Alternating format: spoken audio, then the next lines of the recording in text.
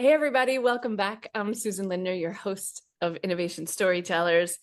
Today, we're going to get into topics that maybe you wouldn't have thought about. Now, you probably look around your kitchen or look around your living room, and there are a variety of products that you use every day just to keep your own household going. I'm super excited to have one of the innovators surrounding some of those incredible products that make your life better every single day. Ross Richardson is the Chief Design Officer at SharkNinja. He joined SharkNinja in 2015, where he directs a global team of mechanical and product design engineers, industrial designers, and PI and R&D professionals across 3 continents and time zones of the design and delivery for all Shark and Ninja products. Before coming to SharkNinja, he held management roles at Hoover Candy, Jigsaw Design Solutions, and FTL Subsea. In addition to a Bachelor of Engineering degree in Product Design and Engineering from Glasgow School of Art and the University of Glasgow, he is also a man known for putting out fires, whether in rural Scotland or in the office. Please help me welcome Ross Richardson. Ross, thank you so much for joining me today. It's great and nice to be part of this, Susan. Thanks for the introduction. I had goosebumps on my arms. You introducing me like that. It's wonderful to join you today. Let's talk a little bit about your own story, Ross. It's our belief here on the show that nobody walks in through the front door of innovation. Everybody finds this kind of sneaky way in to the things that, whether it's from their childhood, the things they know and love, and then winds up blossoming in the innovation space, or it's a complete sidestep and maybe falling into the hole of innovation, not knowing how we all got here. But so tell us your story, Ross. How did you come to innovations?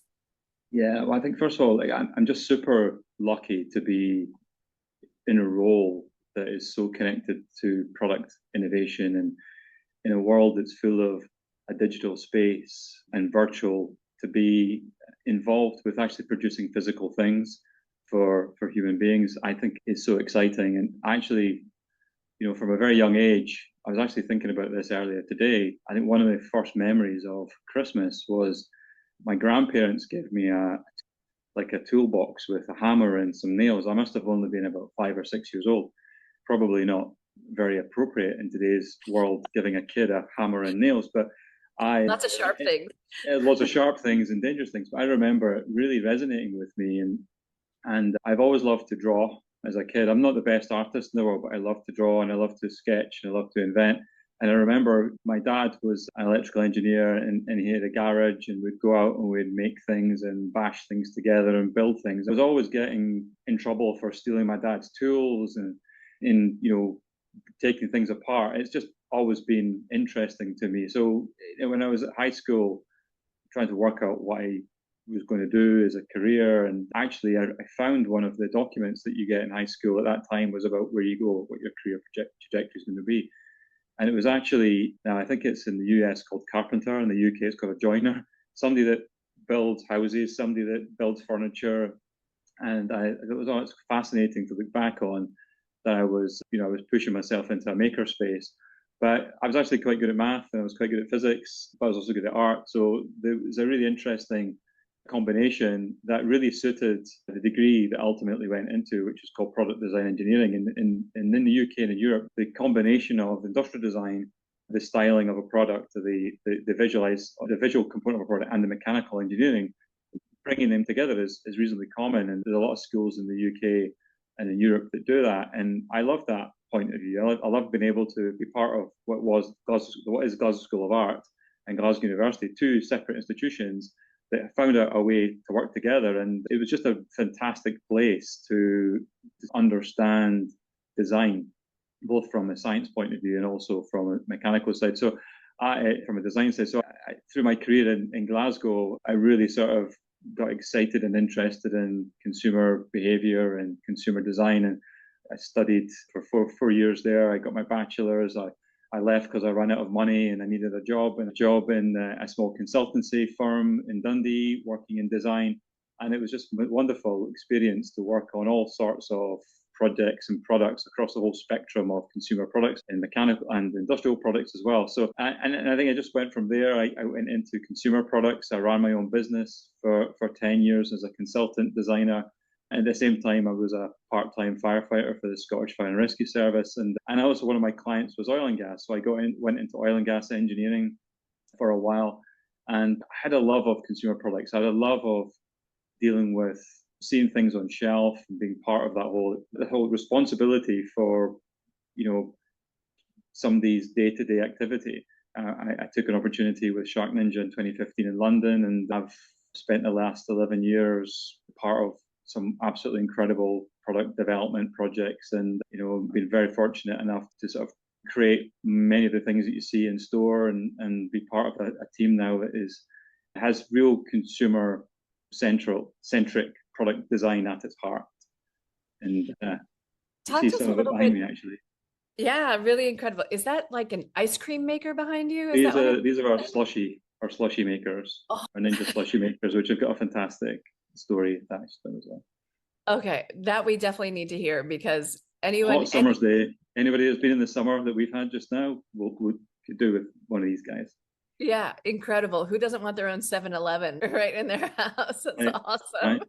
We talked to us a little bit about the process of innovation at SharkNinja. I mean, this to me feels like a company that I began to understand through its commercials, right? That we began to, and for me, the most impactful part of the innovation that I saw as a consumer was the demo, right? That everything seemed to revolve around the most incredible demo. It was that vacuum could pick up more, could clean more, could do more, that this thing that you put on your counter could make coffee, make lattes, iced tea, iced coffee, iced tea, you name it. Like it was always this thing that was exceeding the expectation of the consumer from jump. And I'm wondering from a brand perspective if this innovation process, right, and almost the values that you come to the table with at SharkNinja are the expectation of exceeding expectation. Does that sound accurate? Yeah, you're spot on. Actually, it's interesting you touch on the infomercial model, or the model that you're aware of it. That the product is talked to for quite a long time. It's not a short clip of. It's quite an in-depth study and explanation of the product, and it's a fantastic storytelling vehicle, helping you as a consumer, as a customer, truly understand that the product delivers something what we call wow. That delivers something new and different and interesting. That, I'm absolutely completely addicted and passionate about creating things people didn't realize were possible. These two products behind me, actually, I'm glad you touched on the slushy, and the cool thing about slushy is that you like slushy. You knew what a slushy was. You said it. Like it's something, you have a sort of historical reference to as a kid. It's an output that you loved, but could you have it at home? No, it wasn't available in home. Why? It was like, okay, and that's true desirability. Actually, offering something that people love but can't have is responding to a desirability gap. And I think we're really focused on doing that and creating products that connect with known consumer behaviors. There's a known consumer behavior that you have because of, a point in your past, or and we've unlocked that in home for you as an experience that you can have anytime you want. And I think if you look across our portfolio of products, whether it's the slushy or the hair care or ice cream maker or coffee, we're unlocking those experiences that maybe were out with your reach because maybe you didn't know how to do something, or whether these products didn't actually exist. And we're giving you that at home in a really easy, repeatable, cool way. And that for me is one of our biggest new tricks here is creating that consumer demand through giving something people really love but have not been able to have in home. I have to confess, I have a small kitchen appliance addiction. So shortly after my divorce, my ex and I split. He stays in the apartment we had together. I moved to a new place. He kept all the small appliances. And you don't realize until you move into a new empty space how much you relied on these things that were just within arm's reach all the time. And then suddenly you're in a place, I was in a place rather, where I was like, huh, you mean I could have waffles whenever I wanted to? I could find a new way to enjoy a waffle. Suddenly, I didn't just need a coffee grinder, I needed a spice grinder. Like I needed, and somehow they were like a point of comfort. It wasn't just that it was utilitarian, it Yeah. was enabling me to do things and like I can cook whatever I want. I'm not like, fish fingers and peas, right? From a from a British perspective, right? From a like Fish and I chips. yeah, I could cook anything I wanted to, and I could cook the most outlandish meals, right? Now that I had all these different tools at my disposal, and suddenly like all new worlds were opening up. And I was I enjoying think the the process. trick is though you're able to do that on a consistent basis. It's not that you've had to learn it. You can trust it, and you're relying. You've got friends coming around, but you know you can rely on the creamy to make an amazing ice cream for your Ice cream. friends. You don't have to think twice about it. And I think it's the defying, that's a word, the some of the experiences is what I think we do really well. And the espresso coffee maker that we launched is one of the best examples of that. And I remember being in our London office, and I love coffee, but I'm not a coffee aficionado. And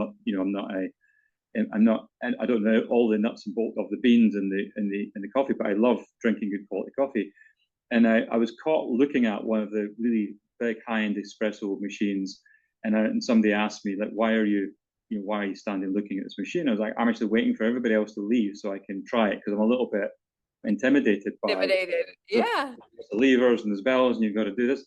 And I was Yeah. like, at that moment, I was like, wait a minute, there's actually something really interesting about what can we do to break down the mystique that is making a really amazing cup of coffee to somebody like me who doesn't maybe have that reference point. So we took the process, we broke it down into all the different journeys and user steps, and literally hundreds and hundreds of little user journey steps that required to make up the perfect cup of coffee. We're like, okay, how do we compartmentalize them? How do we break it into basic three steps, no more than 3 steps? Build a user interface that is just easy to get on with. You don't have to relearn it every time you come up to it. And I think that what we're able to achieve with the coffee system is something that gives you the confidence every time you come up to it that you can create an amazing output without you having to relearn or be an expert. And I think that's, for me, that's actually harder than most people think it is to develop a product with that level of intuitiveness built So into it. Day one. tell us a little bit about these customer journeys. So is it interviews or focus groups, or are you in home with people watching them? We're all of the above. We've got different models for consumer insights, and the consumer insights process is used throughout the whole of the development cycle, from the very, very early stages of the product design phase. Literally, foam models, cardboard models. Yes, we still use cardboard to make prototypes and foam, where we're maybe assessing some very basic user interaction. These consumer insights could be us as a team. We've got something called iHut and iHost, which is in-home user trials and in-home observational trials, which will assess product. They're a little bit further on, a little bit more mature, maybe in late stage prototyping. And so we're constantly assessing what we've done. And I think one of the key things, you touched on it earlier, is how you're able to communicate a product idea is the show and tell. We've got a huge show and tell mindset here at SharkNinja, and I host every Thursday with Mark. We have a show and tell session where the teams will come and they'll present product ideas, prototypes, concepts, and we do it every single week. In fact, we do it very, very frequently. And the more you can bring physical things, we try and keep out of the digital world as much as we can. Like, the more you can talk to it. And I think if you can build a story of your product and pitch it in a way that would end up being one of these infomercials you talked about, and you can then record that and play it back and watch it, the better chance it has of being an idea that might resonate. So it's almost like you simulating something that's a bit more mature by building prototype, creating a kind of simulation of it being advertised, and listening to it and critically reviewing it is one of the things we do to be able to unlock those insights. And then just breaking down every step of the user flow, for every button press, every decision you have to make as a consumer, every pathway you might go down or might not go down, and trying to build the very, very cleanest and simplest way to interact to get the output is a science. It's a true science. Oh my gosh, how do I get on the prototyping list? Like this is like a dream hobby for me. I during COVID, my home became like just this huge sampling department. But yeah, and then we're all users. My team and myself, we take things home. We experiment with. You've got to understand as a designer how to interact, how to use. And I've become a better cook. I don't have to worry about hair care quite as much as some people, but I think it's very important as a designer you understand the consumer at their level, and I think there's a lot of arrogance in design. I think we want to be very, very relevant, and I think we're listening. And then the world we live in now is wonderful. We've got a social media environment that is constantly providing feedback. When I first started my career in design, that didn't exist, and you had to go looking for feedback. It was in newspaper articles, it was in magazine articles. Now, within a few hours of you releasing a product, you have tens of thousands, hundreds of thousands of people reviewing and talking about a product. That's a tremendous place to get feedback and to build communities around your product. Huge. When I work with startups, many of them want to do a show and tell with me, right? Especially if they're product people. Yeah. And I'm a stickler for story because that's my bent. So I said, I need you to be able to tell this story without ever touching the product. Yep. Can you begin? Like the foundation for me is let's start with story. Before you ever show me anything, convince me, if I were blind, that I would want to buy this product without ever having seen it, touch it, or even seen the output of this product. Could you do it? So for me, assignment 1 starts with put the product away. I want to hear the story, and I want to know the backstory of how you created it. And I'm curious, with your own storytelling process internally, what are the steps that you found to be really, thinking about my listeners here, if they're about to pitch a product that they've been working on to the CEO, the CTO, or maybe, another siloed group inside of their organization to get a yes, to get on board, where do you start with that story? Do you start product first, feature first, backstory? What's your approach? Listen, any new idea is going to come with a whole truckload of skepticism when you present it. Everybody's a critic. Everybody's going to be skeptical of new ideas. Like NUDD, new, unique, difficult, and different is the thing that we call it. As an inventor, you're the biggest leader. Everybody else is going to be trying to critique it and downplay it. Wasn't their idea. Why should I be interested in it? So for me, it all starts with two words: is prove it. My quick mantra to my team is, I'll take on any idea if you can prove it to me. Now, it's prove it technically, prove it from a marketing point of view, prove it commercially. There's commercial viability, feasibility. It's about being able to prove through data, through testing, through some level of analysis that there's an idea before you start showing pretty pictures or renderings or prototypes. The prove it muscle is one of the strongest things that we do, and it's also one of the it's the most painful things to do, because it'll kill a lot of ideas very quickly.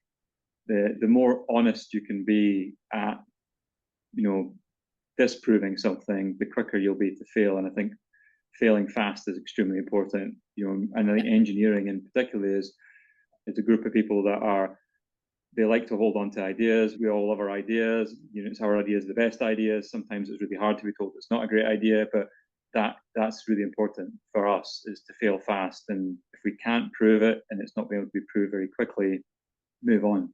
There's probably a better idea around the corner. So prove it would be the first thing. I think it's about having other third parties, consumers help you as well. And I always believe that if you go in with some other point of reference of why the idea is great, you're going to have a better chance of success of it being listened to. So we use, obviously, the consumer as our best person from our side. That we do that consumer testing. If we have an early prototype that is gone out to do some level of concept study, which might just be a theoretical study, that holds a lot of weight. There's a lot you can take from that. It's not just an engineer having an idea. It's had some level of validation through it. So I think the validation through testing the science, which I encourage my teams to do in a whole bunch of different ways. The proof of concept is so well used here as a term. I don't necessarily care what it looks like. I don't care how expensive it is or how big it is. I just want to understand, does the science stack up? And then if the science stacks up, it's okay, as a product proposition, does the consumer get it? Those two things independently coming together can be a huge mechanism in helping others to get behind your idea. Yeah.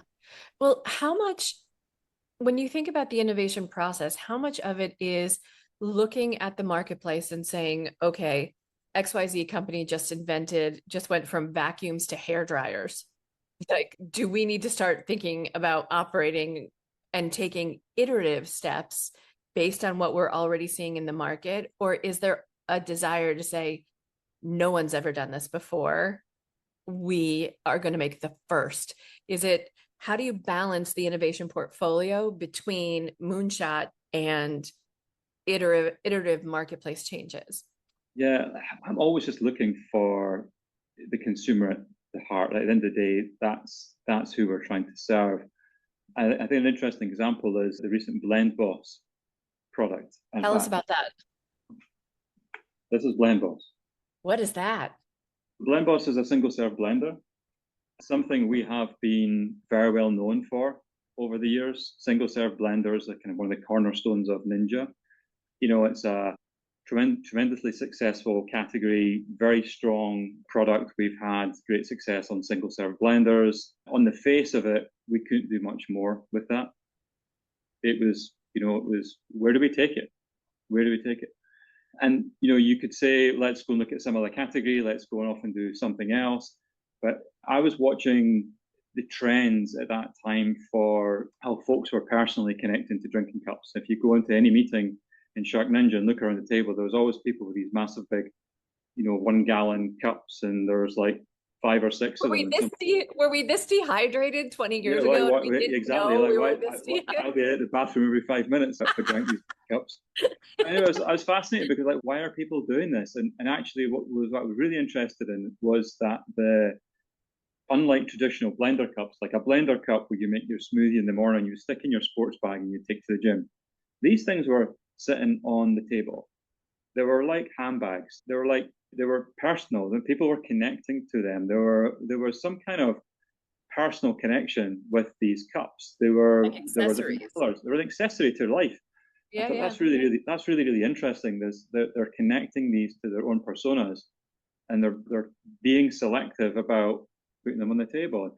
So it was quite a natural step for me. I thought, okay, why don't I take that cup and actually bring it to the blending? Well, but a lot of these drinks do start off as a blended drink in the morning, and you want to take them with you. So that's where this started. It's this form factor of cup, beautiful cup that's really iconic in color and graphics and design, mated to a base that's really interesting and different. And it gave a statement. We're able to make it really fun. We redesigned the whole system around the cup. The cup was the icon. And it actually was a big engineering challenge, and it took a lot of effort to get around this cup, which sounds crazy, but it became a viral sensation overnight. It became a viral sensation overnight because it tapped into culture and lifestyle, and it was super relevant to the audience that I had seen sitting around the table drinking these cups. And now it has a slightly different audience. It's like this blender's attracting a younger audience, an audience more interested in color. And so it is an example of not necessarily having to go off wild to come up with ideas. There's within a very well respected and legacy category, there was a viral sensation just around the corner that nobody had spotted. And I think that is one of the most exciting things about what I do here. That ability to You know, Because it's kind of like that evolution from like, flip phone to smartphone in that those big chunky Stanley cups, right, that are insulated. And, we all know the story about the lady who left her Stanley cup in the car that burned and that her beverage was still cold when she pulled it out. There's that sense of like, okay, we all have a cup, but all it does is cup. It yeah. doesn't do anything, but you manage to like put these two things together. And I don't think anybody is drinking coffee without 12 different powders and two different supplements attached to it. And It's about and being relevant. I think the relevancy, I think, of the product design it was the most exciting thing. We were able to tap into that. We were able to tap into that demographic, that consumer that was interested in taking these big cups around with them and attach it to the blender. I think that was one of the most interesting parts of it. so tell us about also when for my audience and our learning collectively from big successes, but also maybe some mistakes. Like, what do you think is stories that you've told that missed the mark or didn't properly capture the essence of what the product was that you were trying to do? Or maybe pitching a product that, God, you really had your heart set on, but just didn't work based on the prove it process. Yeah, I think there's so many that go through the development cycle that never quite get to the end point that I've been so bought in on and sold on that I there's not enough time left on this call, Susan, for me to take you through in the last 11 years what hasn't gone the right way. In the early stages of the Creamy project, I was completely sold on a mechanism and a design intent. I went all the way up to the top of the business. This was the way we were doing it. Everybody got behind me, and it wasn't the right way to do it. It actually didn't make sense. We had to change it. And I think that takes a deep breath, but the realization was that there was a better way of approaching it, and just had to back out of my own pride of what was at that time that I thought the right thing. I think we have something called living in the dark room, which is about being able to take on just about anything and take help for that can really help get out of that situation where you're sort of believing in something and then all of a sudden it flips, it kind of judo flips you, it doesn't quite work, it's broken and it's failed. Having that support network, like we bring in SMEs, we'll bring in a lot of teams to help us, you can recover from that very, very quickly. So I don't have a particular example of something that's hit the market, but I've got a lot of examples the way we have pivoted and then come up with something even better. Actually, like the result of the Creamy exercise was something that was even better and more interesting. On grills, we pivoted design halfway through a project, almost very, very late in the project, to something that ended up being an amazing piece of innovation. So I find innovation through mistakes that are actually, and I think we encourage that behavior, and I think that's something that should be encouraged. In anybody taking on a piece of innovation and design, is the mistake is where you'll probably find your biggest success. How much of the innovation work that you do is also like revisiting the product line and saying, we need to add a feature, we need to subtract a feature on version 2, 3, 4, because some of your products have been in market for a really long time, right? They're dependable and loved, et cetera. But innovation is just that, never sitting still. I think constantly listening to the consumer, Susan, we're always receiving feedback and I think that's a great place to go, looking for where you make an improvement, where you can upgrade an experience. But at the same time, the example I just gave you on Blend Boss, that didn't come from consumer insights. That was us looking at the trends and how the world is moving in a category that we're already working in and playing in. So I think between reading every star review, reading every product review on the website and on the internet, and along with following trend, following how people are interacting with food and cooking and lifestyle and fashion, you can upgrade and modify your current proposition almost infinitely. And I think that's actually really, really exciting.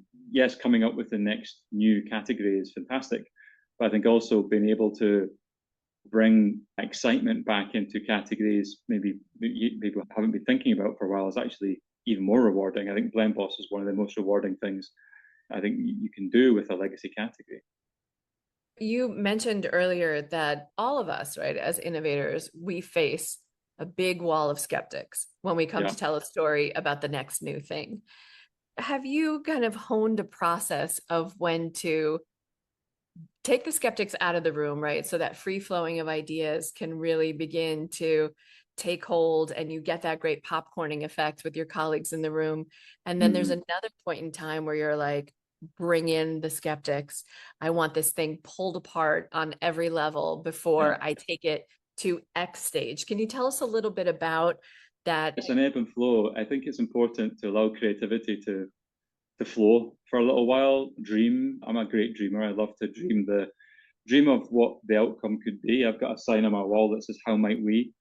And I think that's where the best ideas come from. Is allowing us to think past the point where traditionally you'd say that's too difficult, that's impossible, that's never going to happen, and we let that go to a certain extent, and then we have something called the red team approach, where we'll bring in people from around the business, maybe a team that hasn't worked on this category before, and they're not as in the weeds as you are, and let them critique it, and that's hard.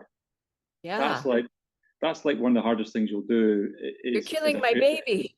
you're killing my baby, but it's the hard truths that, well, in some cases, really validate a really amazing idea. In other cases, it neutralizes it early, but you need to do that. But it's something, it's a balance. It depends on the complexity of the product and the category and where you are with the roadmap. It's not apples for apples, but I tend to let it go a little bit and see, because one of the most exciting things I've seen over the years is when you get a room behind you really excited about something, amazing things happen. Like Yeah. the ability to invent around technical challenges, it just happens. It sounds kind of mystical, but it does, because of the passion and the excitement is overwhelming. That I think the human ability to solve problems is just totally energized, and I've seen us solve incredible problems and come up with some amazing solutions to things that on the face of it, that's impossible. But just because we did such a good job presenting it, talking about it, everybody could see the opportunity and they could visualize themselves as consumers in a year going, "Oh my goodness, this is amazing. I'd love this on my counter. I'm going to share this on social media."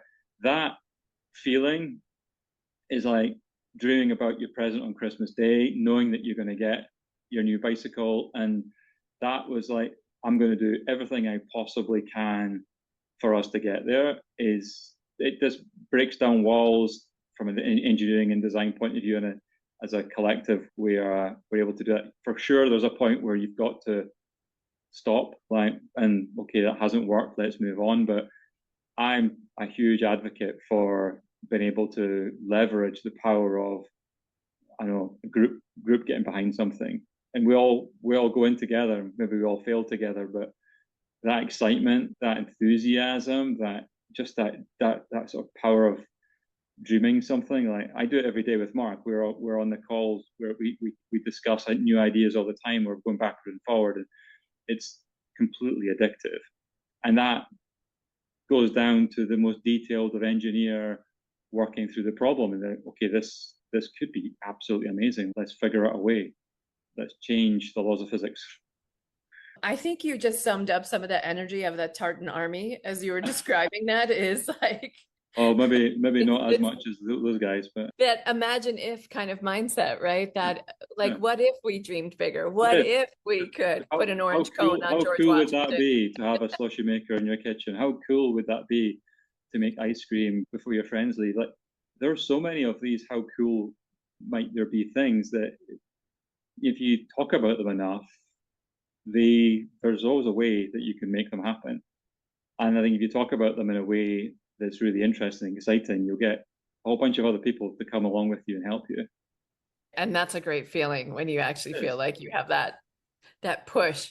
Part of the process of innovation storytelling that we talk about a lot on the show is the ability to get early adopters internally, right? And also at the pilot phase of getting others on board. And I'm really curious how you recruit those early adopters so that you we use the symbolism of the prophets, right? I mean, Jesus had 12 friends following behind him. The Buddha had 40 friends who followed him into the forest, right?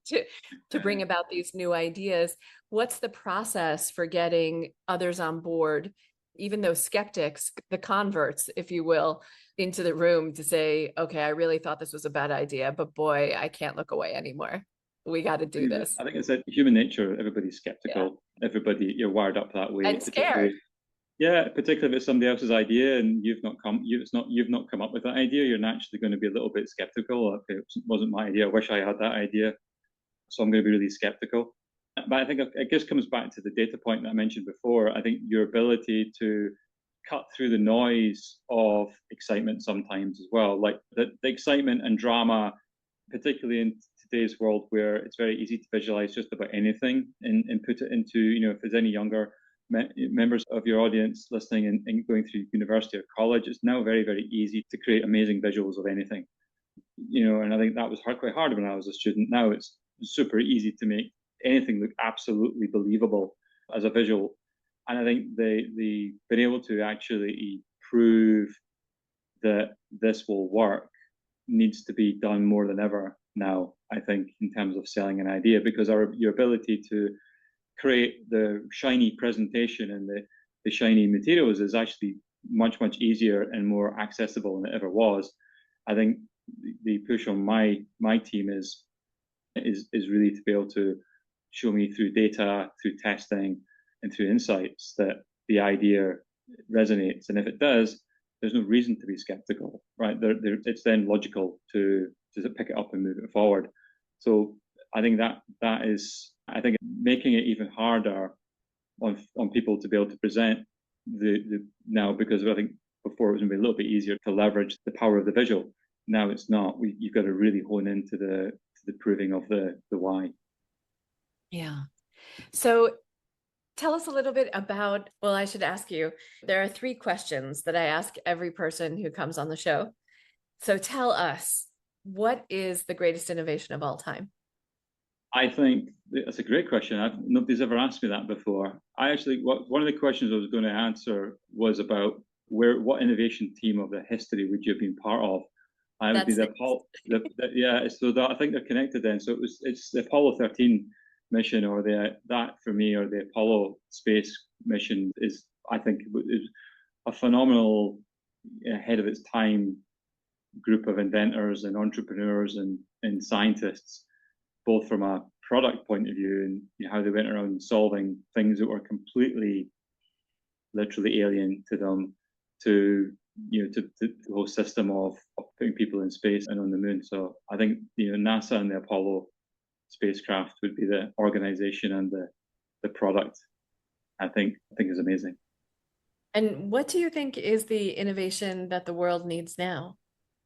I think the world needs innovation to care about human-centric things, and it has to be completely centered on what we want to be as human beings. And it has to be derived from us as consumers and be relevant to us as consumers. I think that's where innovation needs to push itself and have a human component to it. So innovation that's more human-centric, that we take the human into account before anything else. Like that. Yeah, great. I can't thank you enough for being on the show today. I know every time we walk down the aisle and see SharkNinja products, we're going to be thinking about this conversation. If people want to get in touch with you, what's the best way to do that? Reach out to our PR team in SharkNinja. They can put you in touch with the team. Fantastic. Thank you so much for joining me on the show today. This has just been a fantastic conversation. Thank you. Great. Thank you, Susan. Thank you.